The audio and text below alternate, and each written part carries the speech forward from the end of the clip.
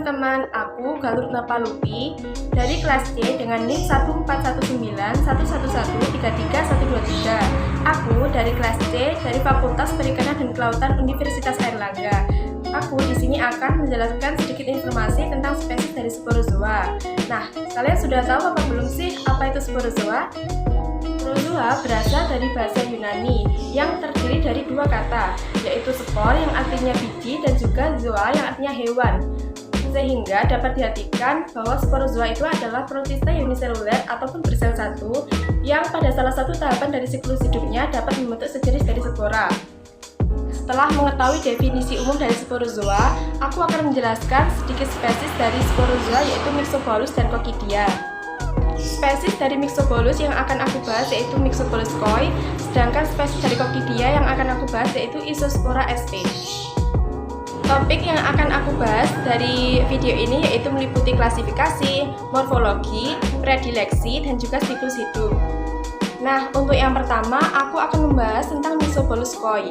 Klasifikasi dari Myxobolus koi yaitu filumnya Myxozoa, termasuk dalam kelas Myxosporea, ordonya Bivalvulida, famili Myxobolidae, genus Myxobolus, sedangkan spesiesnya yaitu Myxobolus koi. Hal ini aku kutip dari Derianti 2016. Morfologi dari Myxobolus koi yaitu bentuknya seperti buah pir atau biji semangka yang terbungkus dalam nodul yang berisi ribuan spora. Spora berbentuk oval atau membulat yang memiliki sitoplasma. Myxobolus koi memiliki dua kapsul polar yang berbentuk piriformis yang berukuran sama dan terletak di bagian anterior spora. Spora ini memiliki ukuran 10,5 × 6,6 mikron. Sedangkan predileksi dari Myxobolus koi yaitu parasit ini menyerang pada ikan air tawar, khususnya ikan mas dan juga ikan koi.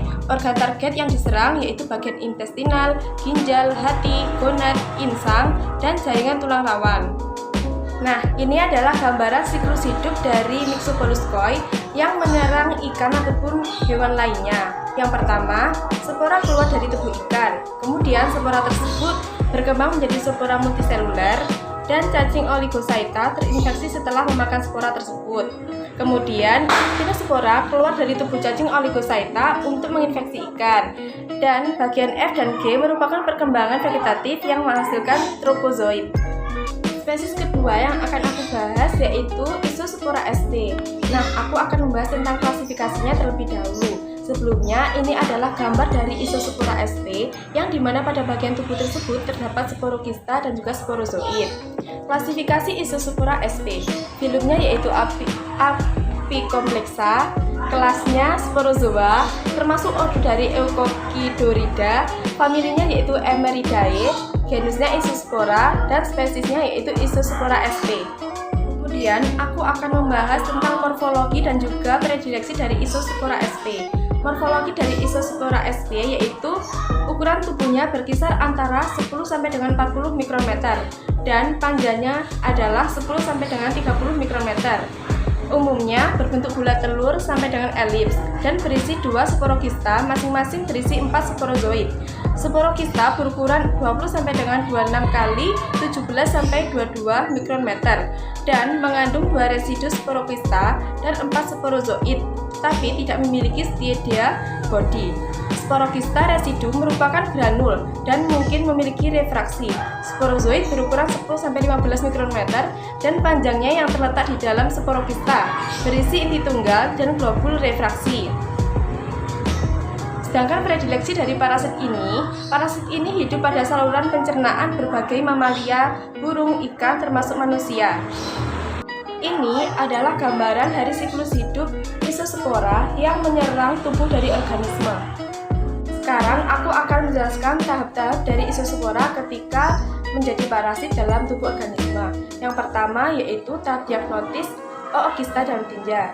Yang kedua, stadium infektif Ookista dewasa dengan sporozoid. Yang ketiga, eksista sporokista melepaskan sporozoid yang menyerang sel epitel dan memulai kizomi.